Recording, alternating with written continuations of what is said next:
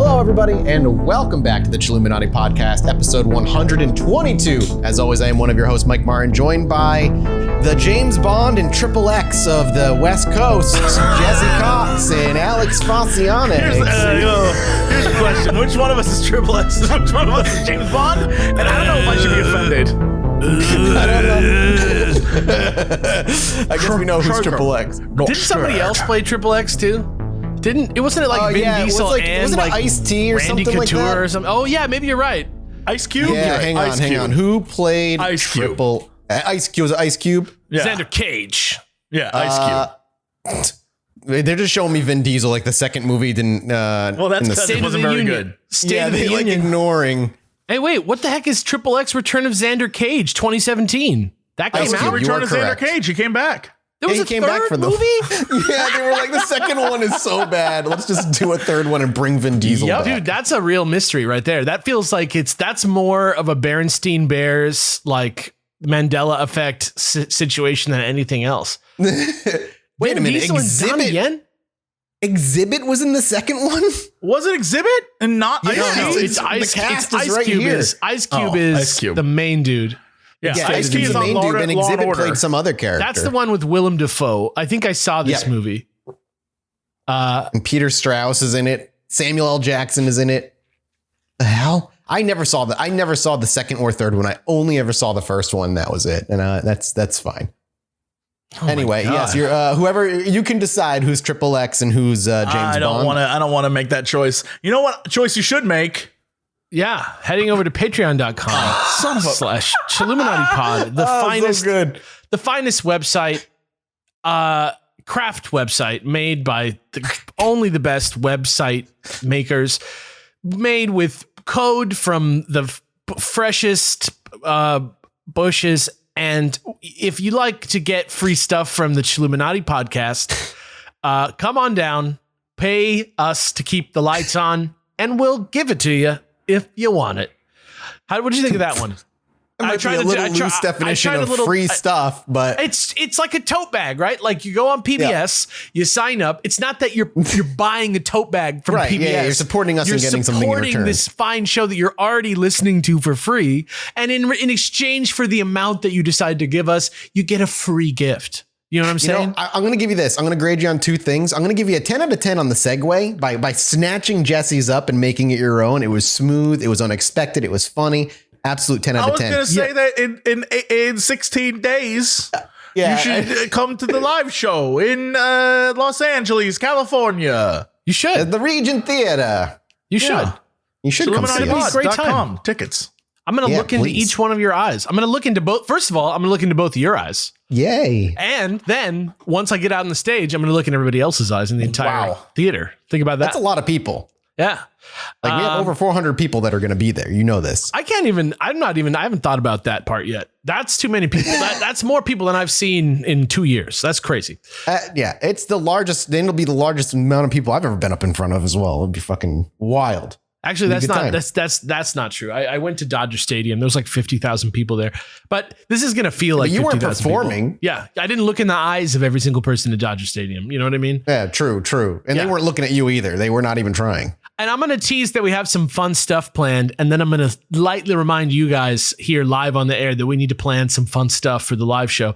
And it's going to be great. Yeah, it's going to be a good time. Yeah. It's going to be a good time. Before we get going though, since, we're doing Ed Gein stuff, there was something I wanted to bring up last episode that I actually totally forgot. And this is specifically for you, Alex, because you're a big comic book fan. I was going to say patreon.com. No, just kidding. Yes. No, but there was actually a comic released a couple months ago, simply titled, "Did You Hear What Ed Gein Done?" The author was Harold Schechter, the guy that wrote the book, one of the books that I read, but artist Eric Powell. And if you're into like that kind of horror stuff, Powell, art is really? Yeah, he did they teamed up and they did the book together, and that's the guy who did The Goon. Eric Powell is really a good, pretty famous artist, actually. Yes, and the comic book is, it's horrifying, but it's also like the art is fantastic in the book. So if you have any interest, anybody out there has a comic book interest and has a true crime interest, Did You Hear What Ed Gein Done? I'll see if they have it at my shop. I got to go down there like tomorrow. So it's really, really cool. Yeah. all right, with that out of the way, are you boys ready to go back into the world we left off? Let's do it. Let's Am go. I ready? Like, I'm here. I'm here for it. It's gonna make me sad is the thing. Yeah, today might make you a little bit more sad. Definitely some more disturbing things, but yeah. Well, we'll see. We'll see how you feel at the end of it all, okay? So, when last we left Ed Gein, he had suffered tragedy after tragedy, an extremely abusive upbringing, both physically and verbally. The school kids were mean to him, and through it all, Ed Gein was also severely mentally ill. And after a rough few years of losing one family member after another, Ed Gein, for the very first time, found himself alone, with only his own disturbing thoughts to keep him company. For the small town of Plainfield, however, very little changed about Ed Gein on the outside. After Augusta's passing, Ed remained the soft-spoken, polite, and friendly, if a little creepy toward women specifically, neighborhood weirdo. While Ed himself was never particularly well-kept to begin with, Augusta was a notoriously clean woman. And with Augusta no longer around, the farmstead began to fall in line with Ed's lack of grooming habits. Quickly, the front lawn became overgrown with weeds. The pastures had begun to recede into the woodland, and the last of the few livestock they had, Ed ended up selling off to afford his mother's funeral, of which very few people showed up outside of a couple of her siblings and one or two neighborhood people. And unkempt Ed, as unkempt as Ed always was, his physical appearance still further declined.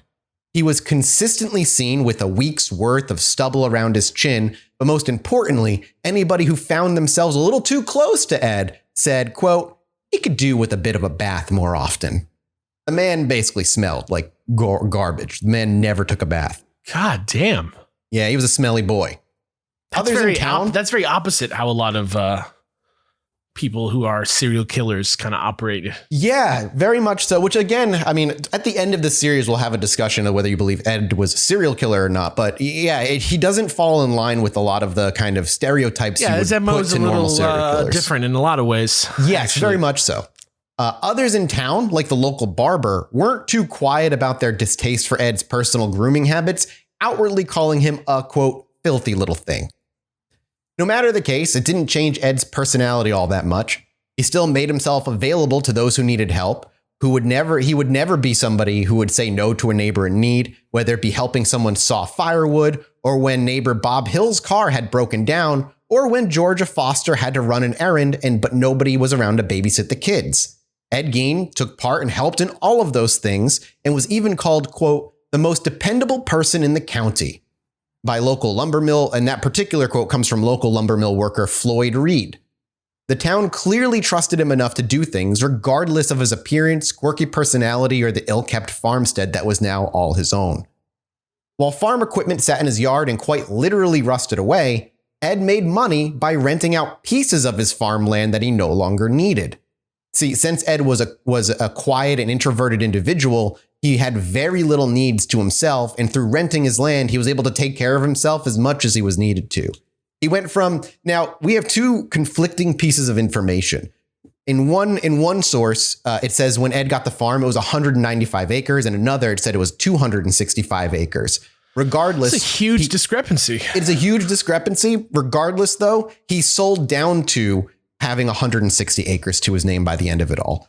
And so knowing that, I'm more inclined to believe the factual number is probably 265, and he rented out about 100 acres to the local farmers for their own farm work. And that was enough to keep him going for as long as he needed.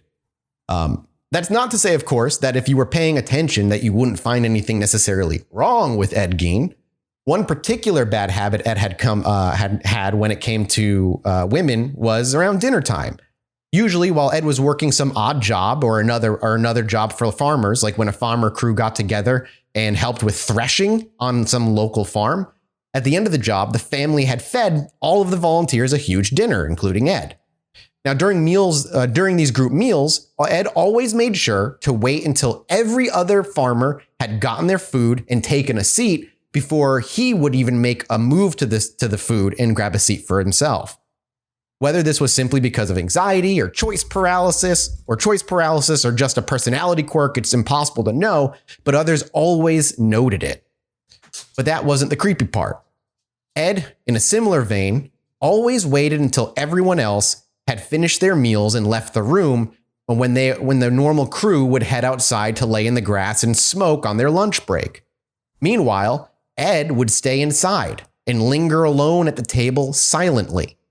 And if the wife or any of the other farmers' daughters were around, his gaze would be fixed on them as they moved around the kitchen, cleaning up with that half slight smirk that was always plastered onto his face. And if the women ever looked up and met his eyes, he'd immediately stand up, clean his plate, and leave the room. The women always said they felt disconcerted when he was caught doing that, but for the most part, they just felt bad for him because now he was all alone and maybe he just couldn't help it.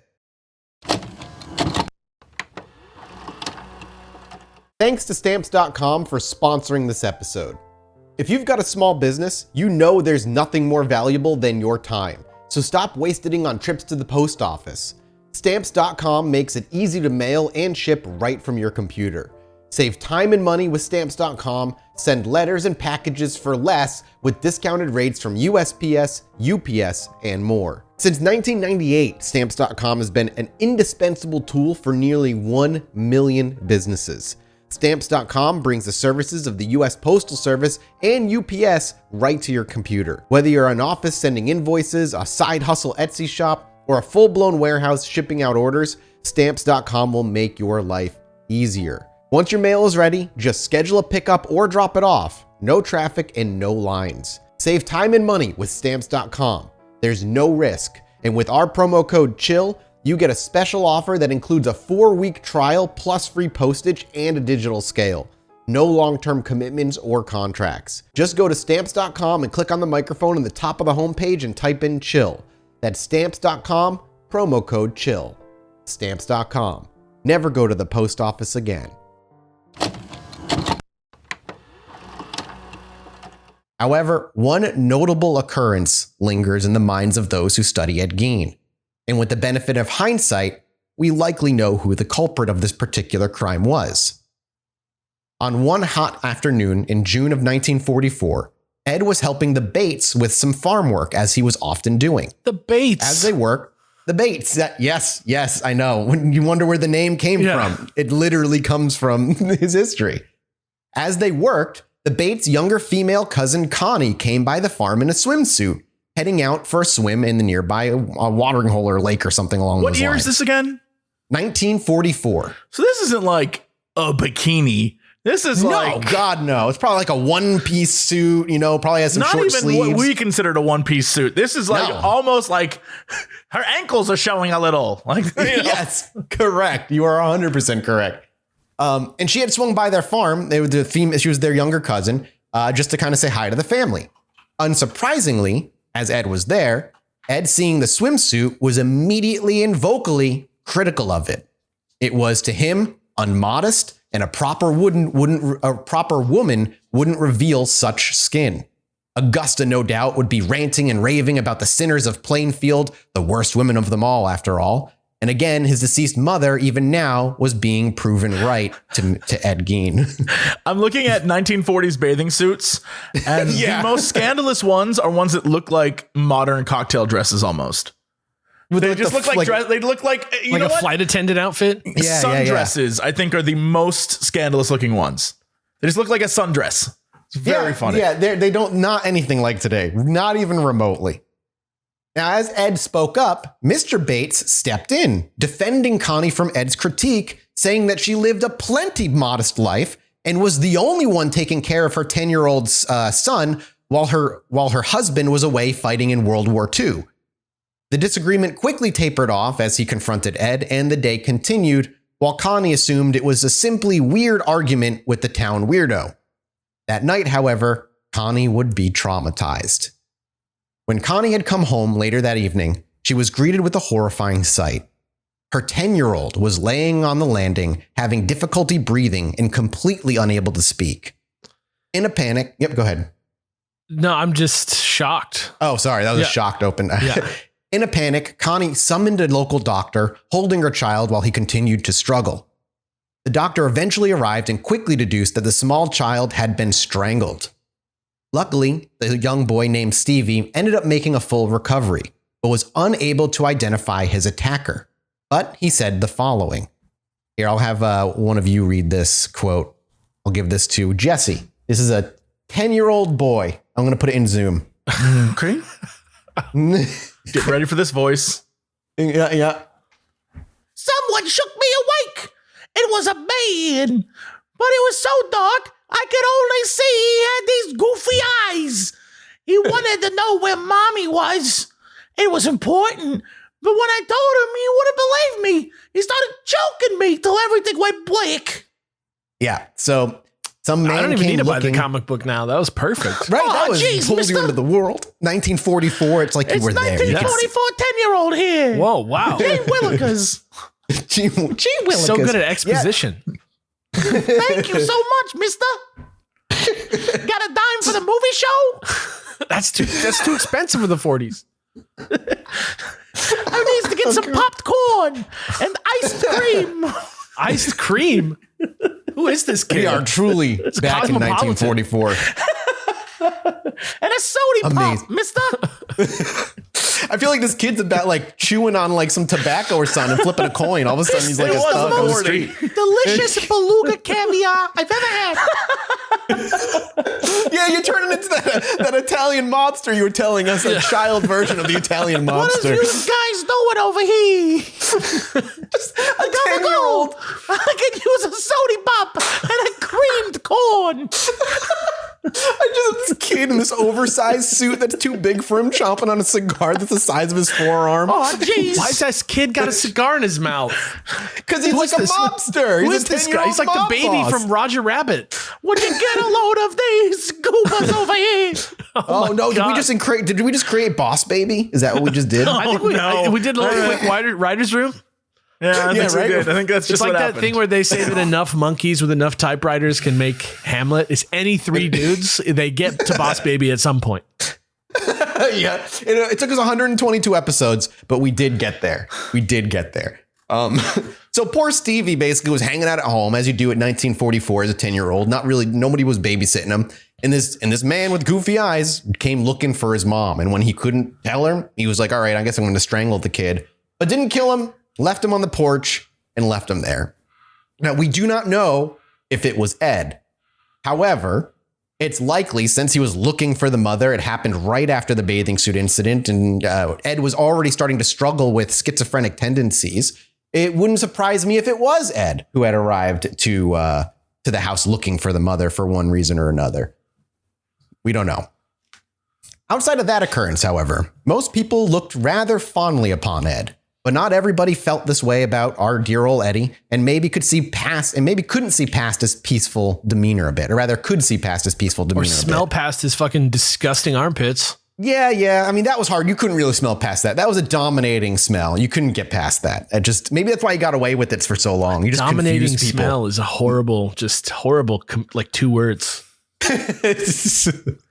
While the farmers saw him as a capable enough worker, calling them fond of Ed would be a stretch. Seeing him as nothing more than the perfect target for their practical jokes. What jokes, you might ask? Well, I've got a couple for you. One joke played on Ed came after a hard day's work at a farm. Afterward, the farmers would usually share a tub of iced beer. However, on this particular, I know it's a weird thing, but yeah, tub of iced beer. Yeah. Passing around the bucket of beer. Yeah, they'd scoop out a mug for each other and like pass mugs around. Okay. Look, earlier before we started this show, we were talking about Peaky Blinders, and I just want to say, It's true. in that show, they served beer in buckets, so it was a thing. Bingo. It was a thing. Fair enough. You know what? Yeah, and this is Beer in like 20 buckets. years It's after that wholesome. show. I like that. It's wholesome. And they On dip, this they dip particular- in and scoop it up. Yeah, literally. On this particular occasion, though, one of the farmers handed Ed not a glass half filled with iced beer, but instead a glass half filled with brandy.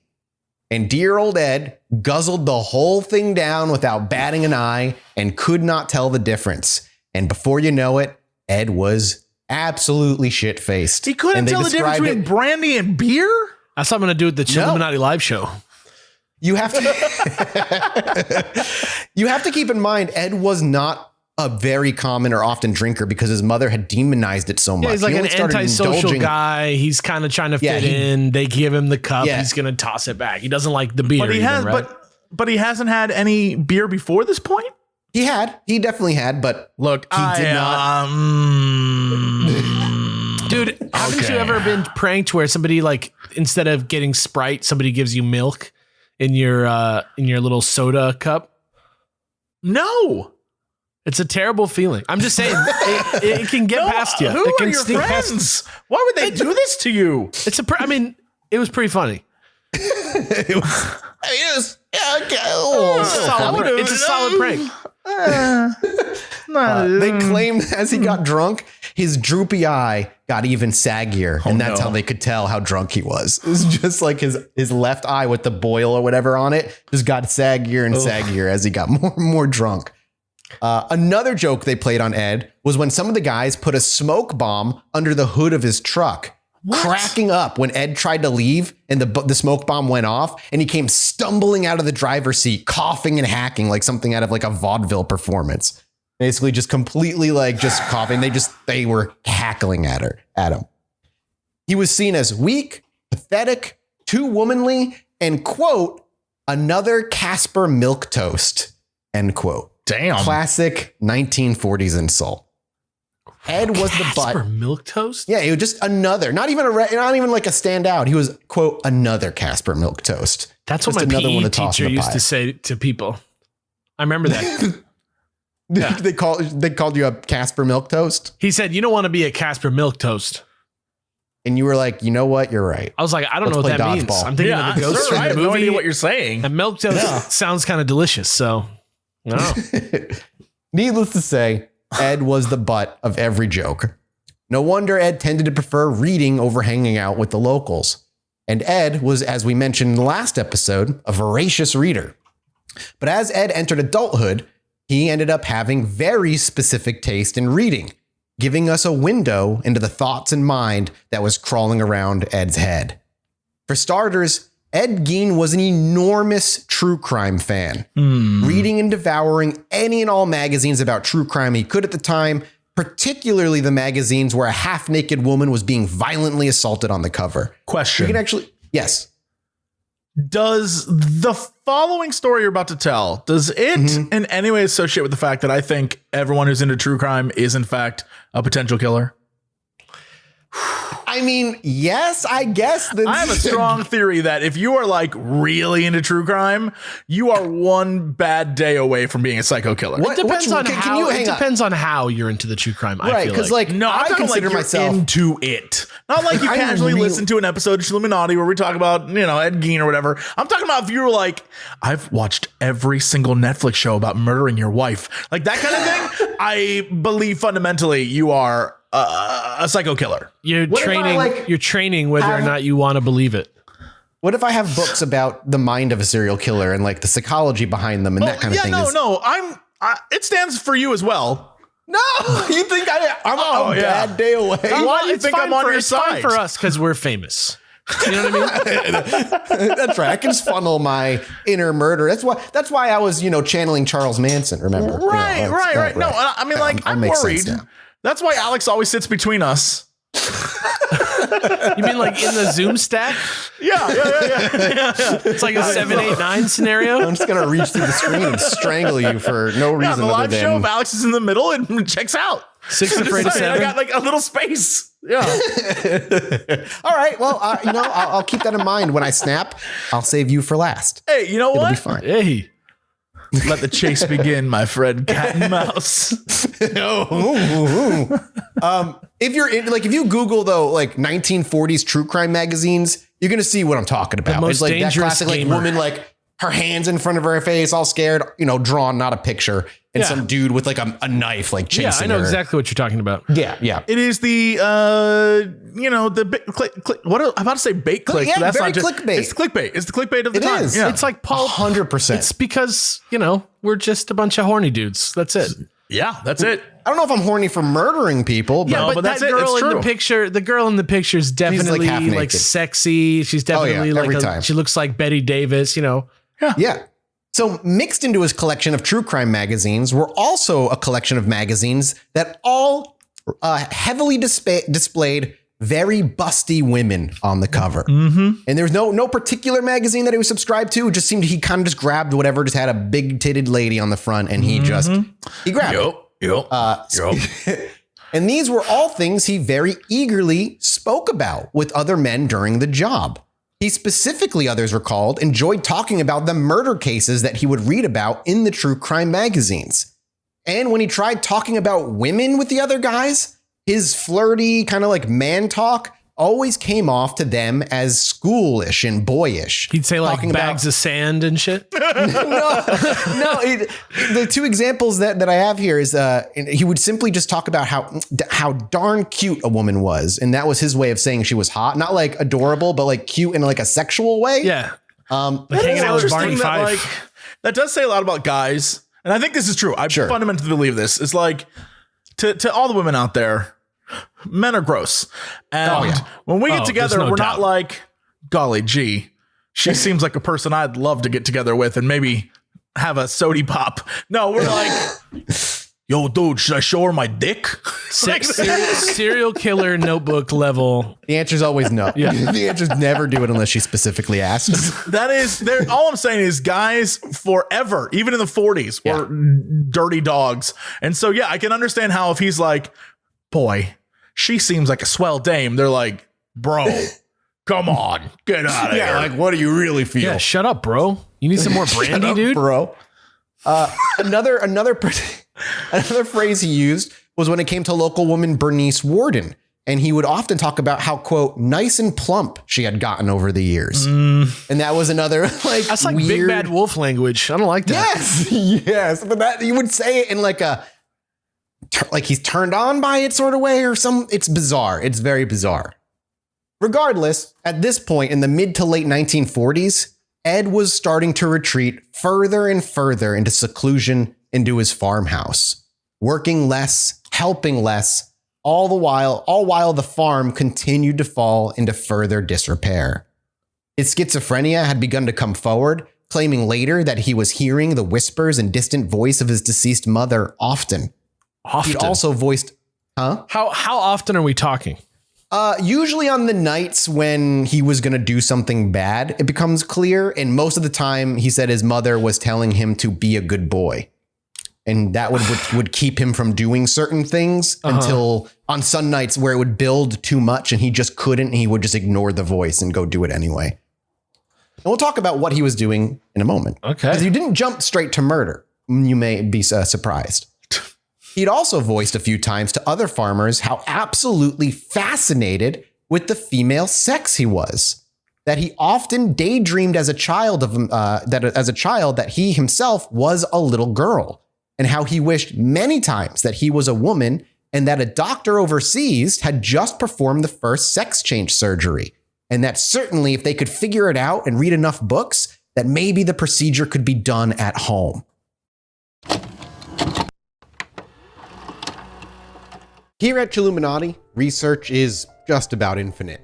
From ghosts to aliens to true crime, there's always another book on my list that I need to get read and start taking notes on. And thanks to Scribd, they make it a whole lot easier. With Scribd, you get instant access to millions of ebooks, audiobooks, magazines, and more. You also get thoughtfully curated editor's picks and smart recommendations based on what you've read, which makes choosing your next book that much simpler and helps those like me researching dive a little deeper. Some of the books that I read for the research for some of these episodes are obscure, and trying to find them is nearly impossible. But thanks to Scribd, it makes it a whole lot easier for me. I can just jump onto the website and get instant access to their library and just start browsing for the books that I need. Wired, TechCrunch, and Forbes all call it the Netflix for books. With Scribd, you can get access to the largest digital library in the world right from your favorite device. Automated suggestions and hand-curated picks make choosing your next book easier, easily switch between titles, genres, and formats right within the app, and discover must-read new work from celebrated authors like Roxane Gay, Charles Yu, and more, premiering exclusively on Scribd. Right now, Scribd is offering our listeners a free 60-day trial. Go to try.scribd.com/chill for your free trial. That's try.scribd.com/chill to get your 60 days of Scribd for free.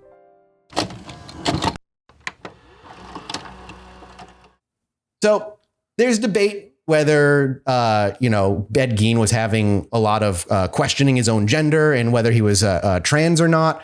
I think he was, or at least, was struggling to deal with those He was thoughts. on that sort of path. But he was so fucked up by his mother. There was no healthy way for him to right. I don't think if you asked him, he would be like, I'm trans. Yeah, no, not at all. Yeah. No. But and it's true. What he was talking about was in the 40s, I believe it was the late 40s. It was a Danish surgeon who had just performed the very first one. I'll have to double check if that's the right country, but I'm pretty sure it was Dane.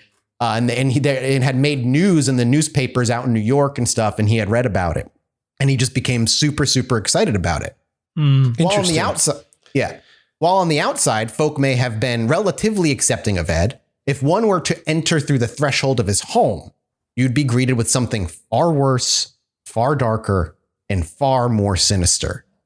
What? While Ed was certainly a fan of true crime, his reading in many ways was his own desires were his reading, and in many ways his very own desires were more depraved.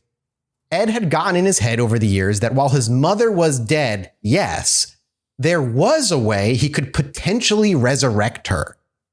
Initially, this manifested in a very silly way. You see, you have to understand that most of Ed's personal activities took place after sundown, mainly because the place to perform said activities was usually the graveyard. After Augusta passed, Ed entered an almost permanent state of derealization and depersonalization. To him, nothing felt real anymore and everything was dreamlike.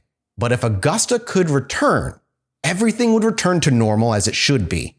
He would, many times, make his way to the graveyard late at night, wander his way over to his mother's grave, standing there, staring at it with his awkward, droopy-eyed gaze.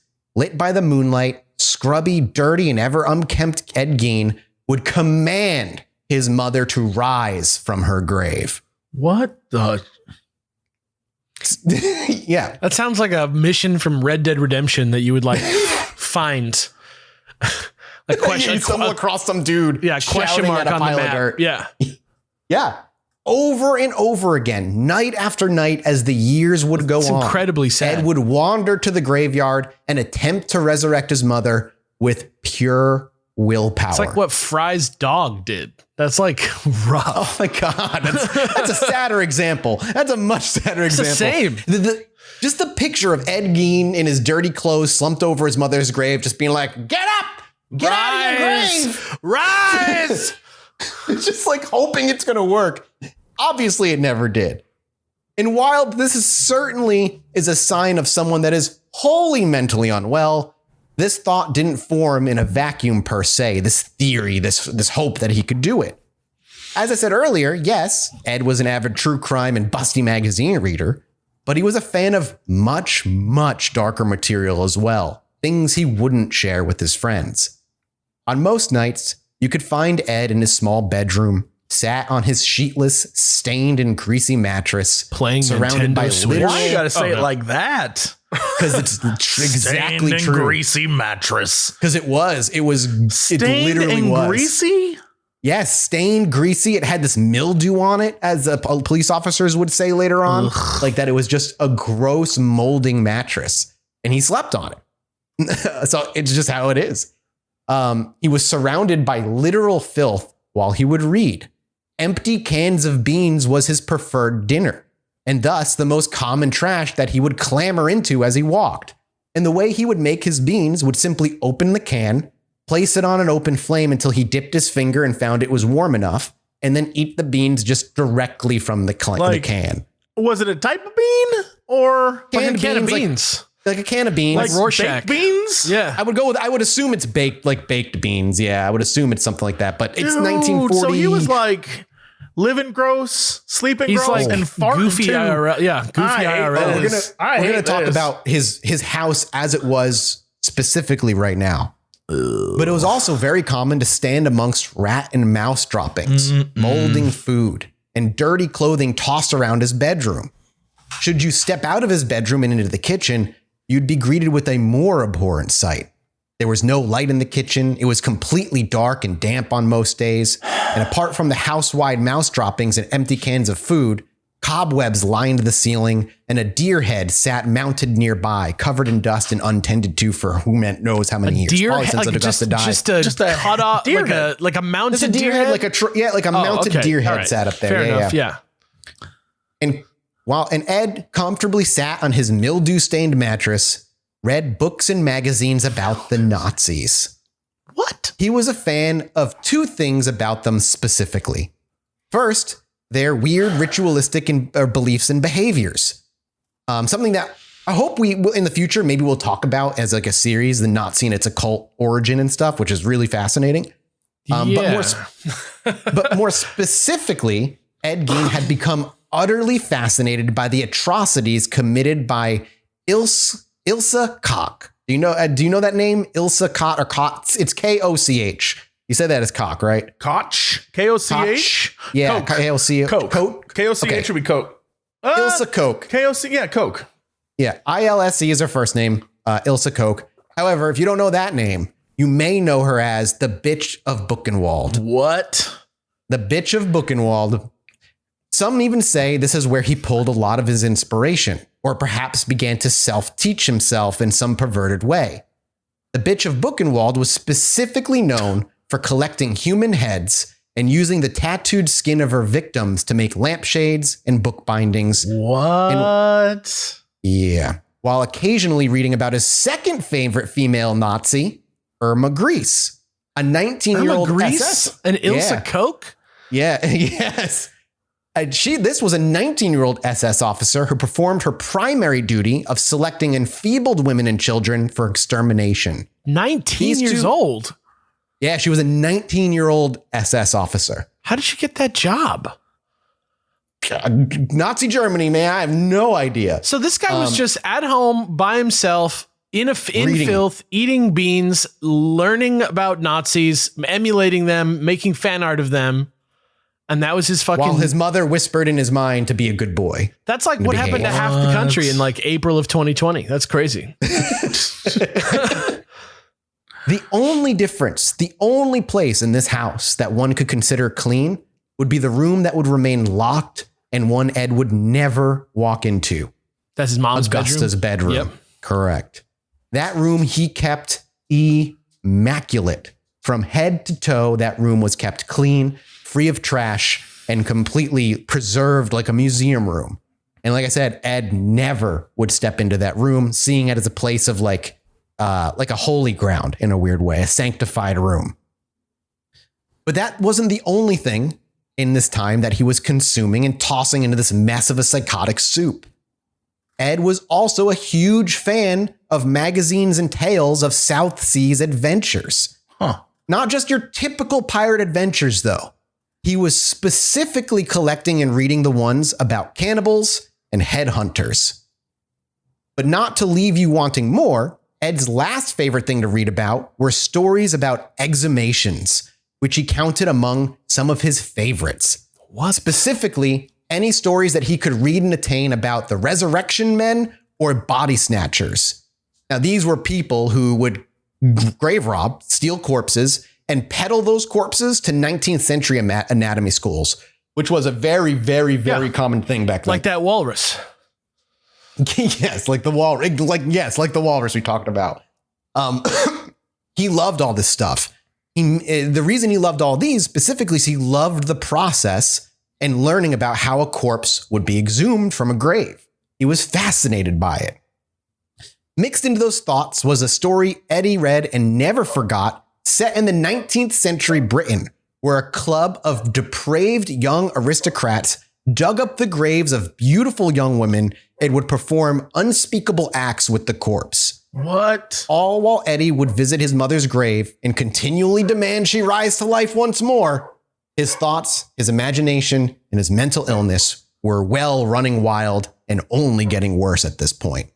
Yeah, one of his favorite stories he read about were just like a bunch of young Britain rich people digging up a female corpse and basically doing sexual things and doing all kinds of horrible acts to it. How do you go to what did he go to a bookstore Like, how did he locate? How did he tell someone that's what he wanted to find?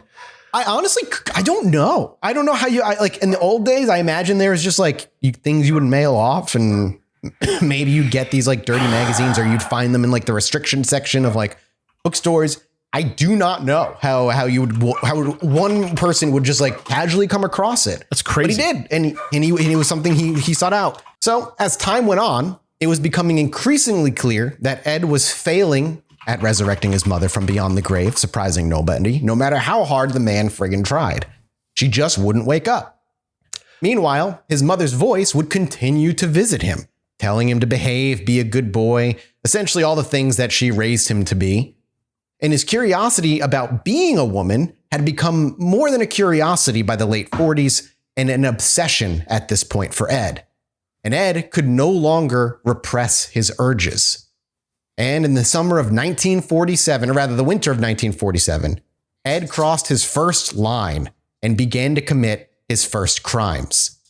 If his mother wouldn't rise from the grave, then he'd find a way to bring her back himself. So Ed began to start grave robbing.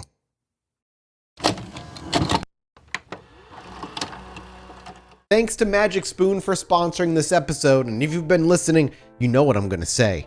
Magic Spoon lets me enjoy my delicious, sugary tasting cereals without any of the guilt. It's all the stuff I loved growing up while still being a health-conscious adult. Magic Spoon has made sure that healthy breakfast doesn't have to be boring. Magic Spoon has the amazing flavors you love, but without all that bad stuff, and it's amazing as a midnight snack right before bed too. With 0 grams of sugar, 13 to 14 grams of protein, and only 4 net grams of carbs in each serving, only 140 calories a serving, keto-friendly, gluten-free, grain-free, soy-free, and low-carb, Magic Spoon's just got it all. Build your own box with available flavors to build your own custom bundle like cocoa, fruity, frosted, peanut butter, blueberry, cinnamon, cookies and cream, and maple waffle. Go to magicspoon.com/chill right now to grab a custom bundle of cereal and try it today. And be sure to use our promo code CHILL at checkout to save yourself $5 off the order. And Magic Spoon is so confident in their product, it's backed with a 100% happiness guarantee. So if you don't like it for any reason, they'll refund you your money. No questions asked. Remember, get your next bowl of delicious guilt-free cereal at magicspoon.com/chill and use code CHILL to save $5 off. Thanks to Magic Spoon for sponsoring the episode.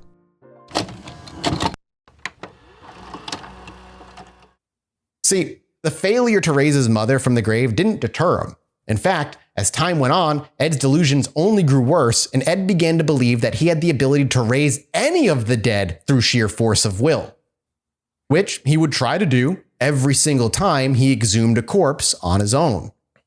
And with the horrible mix of a need for his mother, the abuse that his mother put him through, the obsession with becoming a woman, all mixed in the potent sauce that is untreated schizophrenia, and the only thing Ed thought of was to the only resolution to bring his mother back that Ed could think of was to dig up middle-aged women and craft their corpses into various useful pieces of clothing. Literally, when it comes Frank. Oh, well, that took a left turn. Okay. Sort of. We'll talk about it. I see how he got there.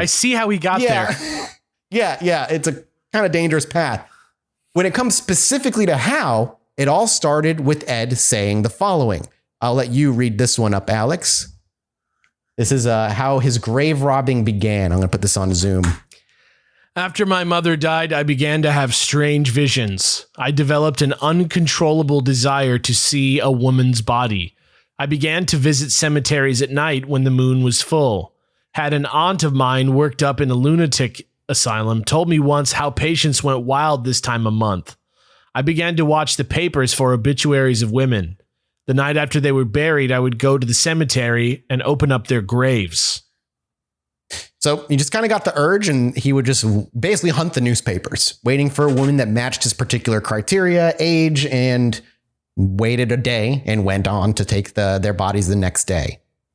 Now, it's so interesting to think about, because last time we were talking about maybe he did this other act of violence when he was a bit younger against his brother, right? His brother, yeah. And I wonder, I mean, it changes things a little bit for my understanding of who this guy is, like whether or not that's true.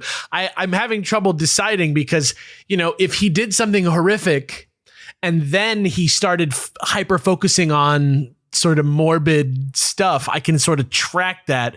Yeah. But if not, I very much wonder how he got on that in the first place. And I'm still kind of puzzling in my mind over what it would be like for him to be like, for me, if I like a song, I can just go on iTunes and I can like, yeah, you know, exactly. You can just get it out of your system. You can listen to it. I can find another one, you know, I can go, you may also like, but I'm just so interested in the academic sort of like trajectory of his reading. It's so strange to me.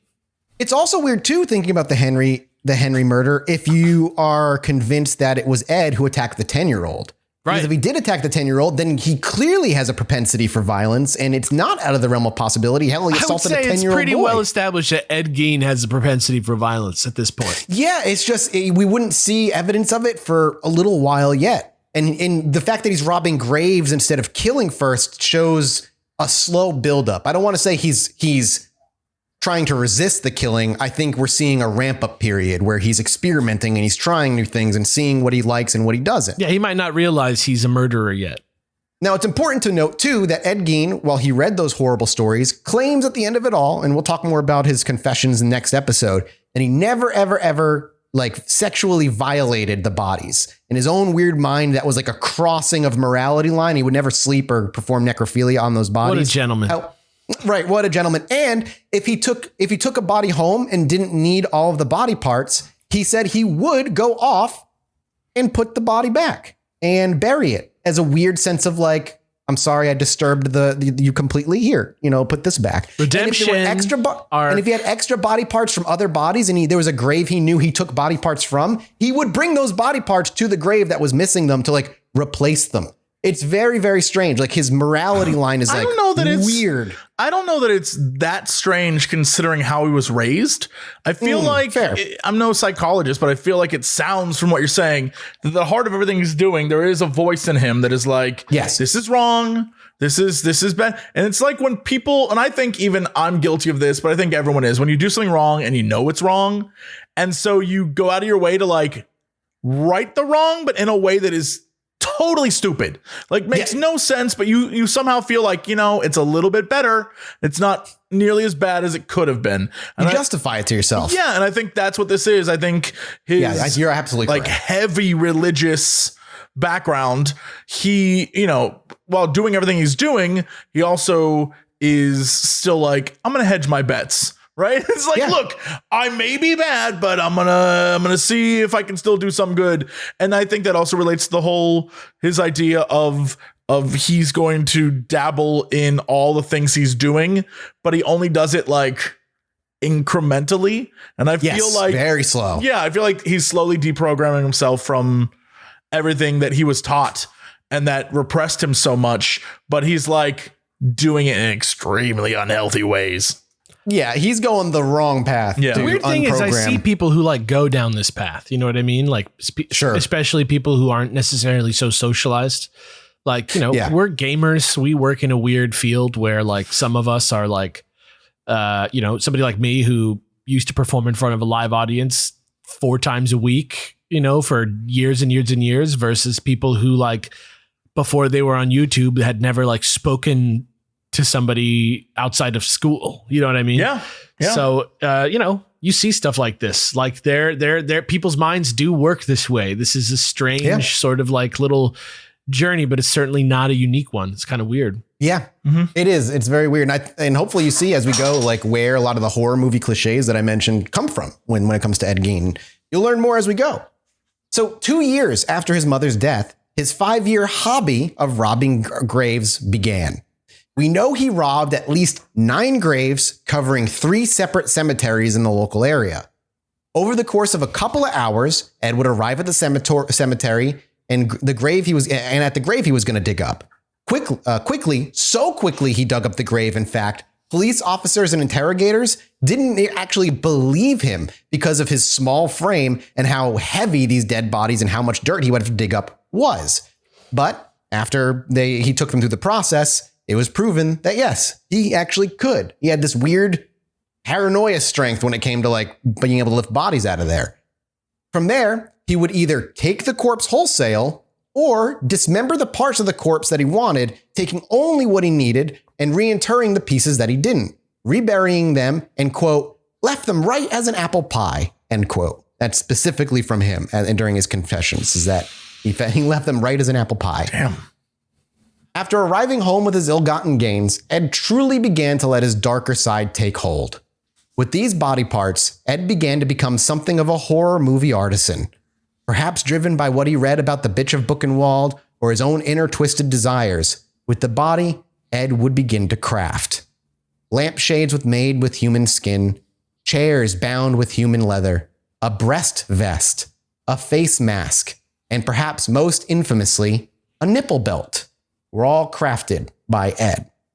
And Ed would wear all of these nightly as a ritual, putting on the breast vests, taking the face of a woman that he turned into a mask and wore it. He made skin gloves and would wear those, and other pieces as well as the eventually creating his own, basically carving out the vagina of a corpse and making himself one that he would wear around the house as part of the human suit that he was slowly piecing together through robbing graves and so on. He could have just got into like trash, like making it into like sculptures. Yeah, or just, regular leather working, if you want to like make furniture and stuff like that. You don't have to do I this. suppose that's not what the bitch of Buchenwald did, though. No, she did not. And it certainly wasn't helping Ed picture himself as his mother. Often, Ed would wear these things, traipsing around his home and often dancing outside in the moonlight, in essence, resurrecting, with air quotes, his mother in his own twisted way. Do you think this is because she had so much power and control in his life that she was the only figure and like she radiated a power and control and he Buster by Bluth, being her? for sure. Yeah, like 100%. He did not know what to do without her in his life. The minute she died, he was a lost man. She was his anchor, his guide, his guardian, his God in so many ways. And when she left and all his other family was already dead, he didn't know what to do. I mean, you could just tell by the way the house fell apart. Yeah, it's so hard to, I would love to know what official diagnoses of him are, because there's so much going on and all of it stems from clearly an abusive household. Very much so. But also he clearly must be suffering from something because his way of handling that, but also it's the 40s. So who are you going to talk to in the 40s? Yeah, I don't know. It's a perfect storm of it's bad. It's a bad time to be a schizophrenic. It really is a bad time to have mental illness. I mean, it's just rough because he has nowhere to go. And when they asked Ed about all these things, he simply said it was too hard to explain, that it didn't feel like it was him doing these things, more of a dark force or a dark spirit that influenced him or took him over and pushed him to robbing these graves, which is also very common for killers and serial killers. Ted Bundy notoriously said he just like let the darker side take over. Dahmer said he forgot a lot of the crimes that he did. It's very kind of like black it out. As the decade turned, though, and Ed strolled into the 1950s, his retreat from society was now in full effect.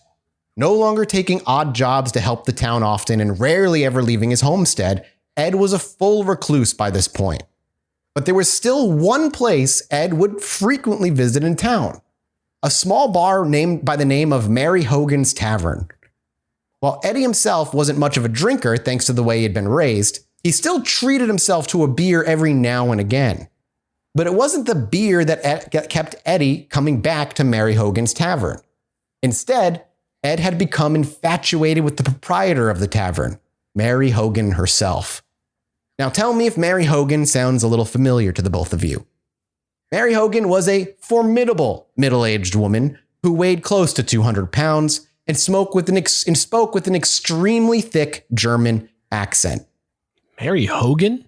Yeah, the reason she should sound familiar is because Eddie looked at Mary and saw his mother in many, many ways. A thick-set German woman who was clearly from elsewhere, who had a demanding and commanding presence. They were similar in innumerable ways.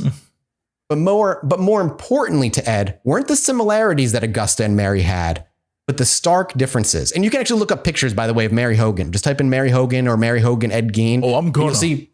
Yeah, you can see like how she looked. She's like a rather plain. I don't know. She's just like a plain looking woman. Nothing special about her. But as you continue there, every time Eddie looked at Mary, like I said, in some way he saw his mother, but there were differences. Augusta in Ed's eyes was a saint, worthy of nothing but praise and adulation.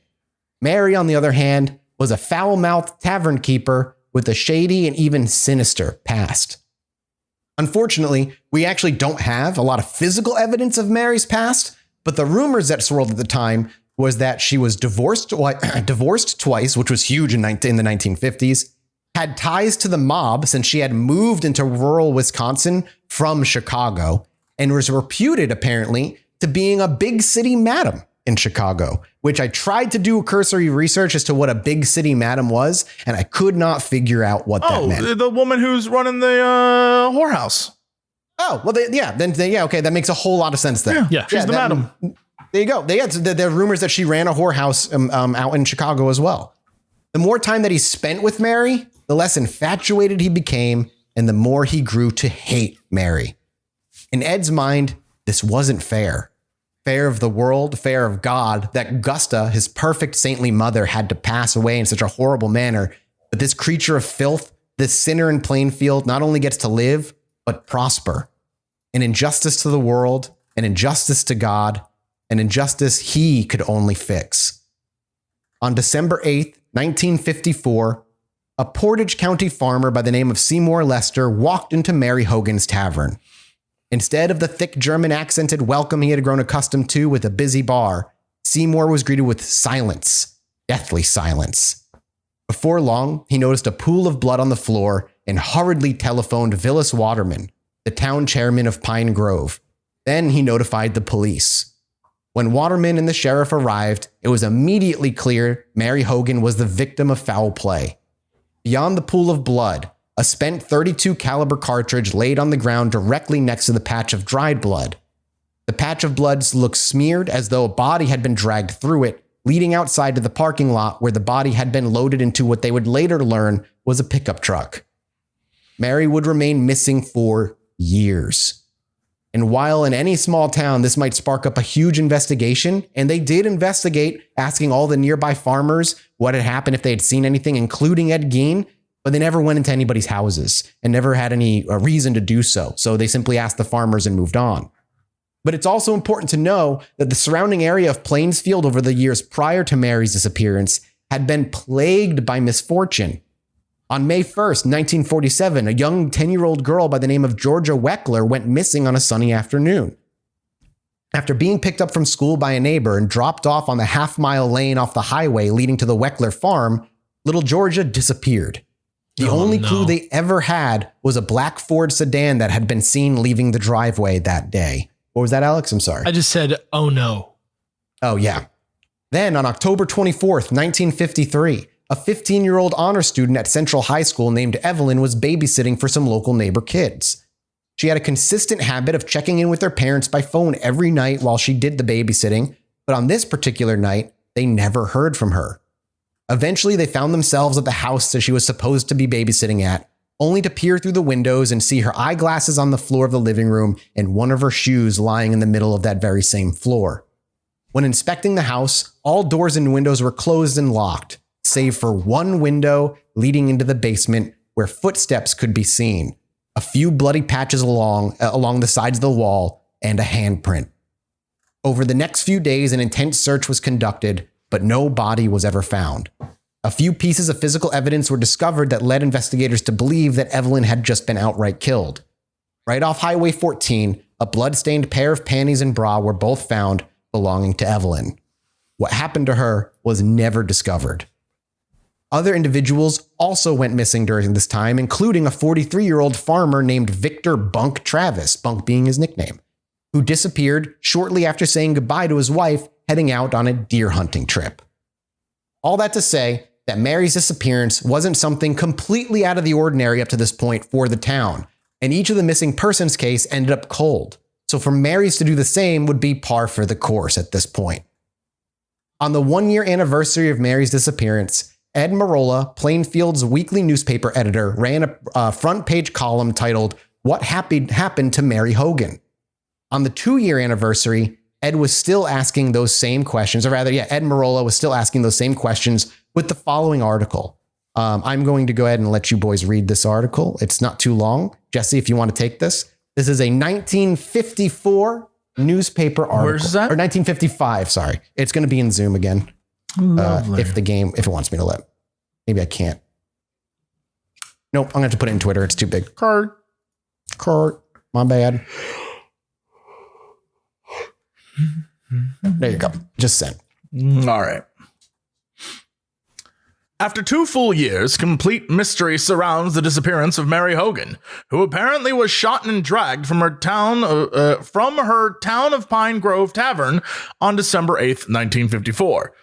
Nothing, absolutely nothing has come to light, and the questions concerning the whereabouts of Mary Hogan's body are as unknown today as they were on that bleak December day when the neighbor stepped into the tavern to find a strangely silent building and blood splotched on the floor. Following the disappearance of Mary Hogan, a series of crimes took place in the Almond area some miles to the east, but along the same highway. Other crimes were committed at Wild Rose at Plainfield. Some of these crimes were partly solved by the confessions of a town of Almond Man. It's a weird way to put it. Town of Almond Man. That's such a strange. But insofar as the Mary Hogan case is concerned, it is still a complete and deep dark mystery. Speculation is still rife about what happened to Mary Hogan. Was it something out of her past that caught up with her? Or was it just plain local hoodlums who perpetrated the crime? Was the body of Mary Hogan taken away and cremated somewhere, as some people surmise?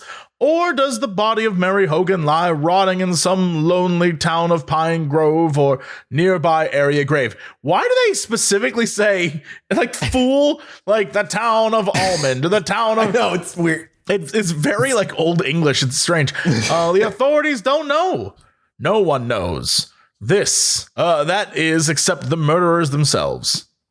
So yeah, no one had any inkling of an idea as to what happened to Mary, still speculating that her criminal past basically came back and bit her in the ass.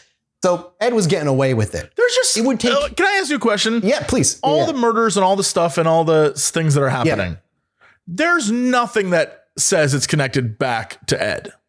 No. This is just stuff that happened. So this just, again... Look, I'm not saying all this episode is doing is reconfirming everything I already believe, but this also makes me believe I'm right in living in the city because I'm much safer than living in the countryside because there's people die out there. You live in the country, you get murdered. This is 1950s Boonies, Wisconsin. No, you get murdered in Boonies, Wisconsin. You on the countryside of Wisconsin, you dying out there. Yeah, this is a very violent area too. There's been discussion that these might be Ed Gein's kills, but no evidence that was found really points to Ed having committed all these crimes.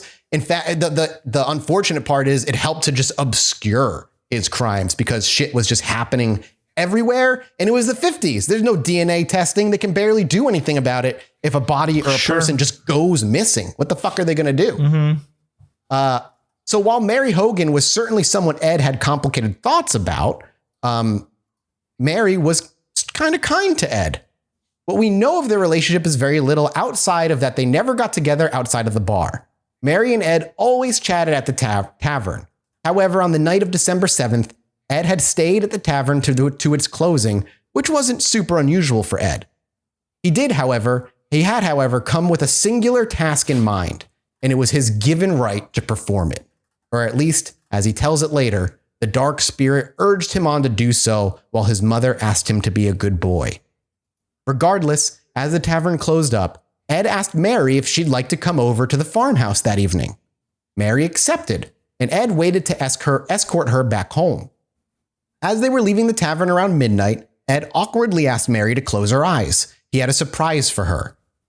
Once Mary closed her eyes, Ed immediately bashed in the back of her head with the butt of his shotgun. Oh my God. As she hit the ground, Ed lined up his shotgun between her eyes and quickly pulled the trigger. Right there and then, Mary had been killed. Ed quickly cleaned up the mess and dragged Mary to his truck and with effort lifted her corpse into the vehicle. Once home with the body, Mary was taken apart piece by piece, working her corpse into various pieces of furniture. With Mary's body and a large collection of grave-robbed corpses, Ed began working on a human flesh suit in honor of resurrecting his mother in his own twisted way. God damn it.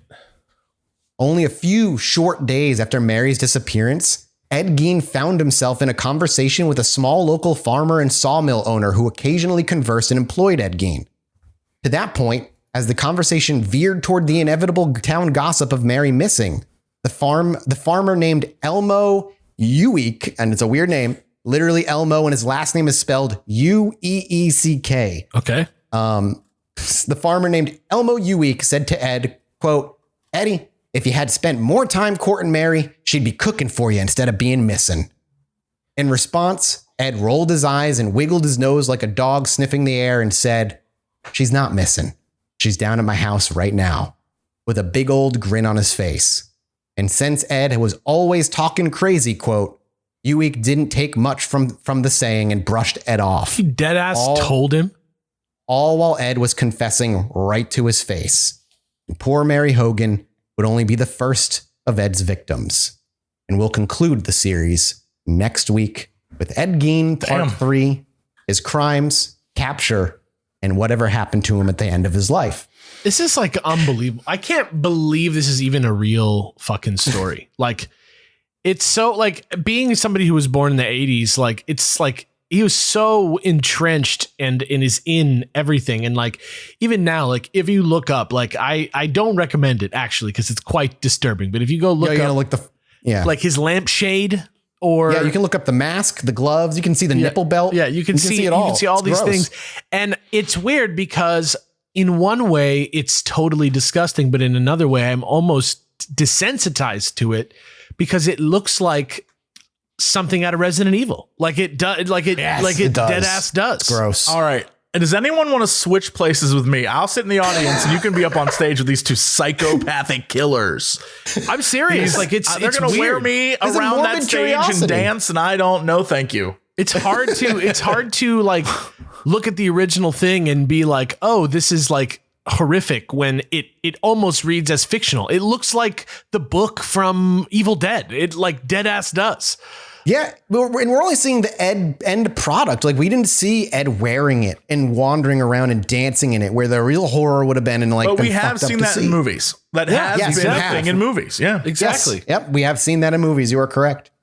But we're more than halfway through Ed Gein now, boys. We're almost there. Only one last horrifying episode to go, and our dip back into true crime comes to an end yet again. Not as devastating as the last one. What was the last? Oh, MK? Yeah. Or no. Yeah, I mean, no, not MK. Who was it? What did you do? Not BTK. You did another murderer. No, I did the artist guy. Yeah, the artist guy. His father was all brutal. That was just a nonstop chain of death. Yeah, there's a lot. But we'll be back next week, everybody. Thank you guys so much for listening. A reminder, we are 16 days, at least at the time of this recording, where you guys are going to get it probably 15 days away from the live show. There's still a few tickets left. You can go to the website. You can go to our Twitter, where there's a link that directly leads you to the Ticketmaster website. Grab the tickets while you can. If you didn't grab the t-shirt, it's gone, but hang tight. We've got a new exclusive t-shirt on the way. Hang tough. Was that a song? Yeah, it's gonna. That's a song. Yeah. Oh, yeah. All right. Great. Yeah. And follow us on all our socials. Jesse Cox for Jesse, Fascination A for Alex, and Mathis Games for myself, and Chilluminati Pod for the podcast as a whole on Instagram and on Twitter. We're off to do a mini-sode for patrons. Thank you guys so much. Goodbye. Bye. Hang tough. Hang tough. Me and my wife were sitting outside indulging on our porch one night, enjoying ourselves. I needed to go to the bathroom, so I stepped back inside, and after a few moments, I hear my wife go, "Holy shit, get out here." So I quickly dash back outside, and she's looking up at the sky in awe. I look up too, and there's a perfect line of dozen lights traveling across the sky.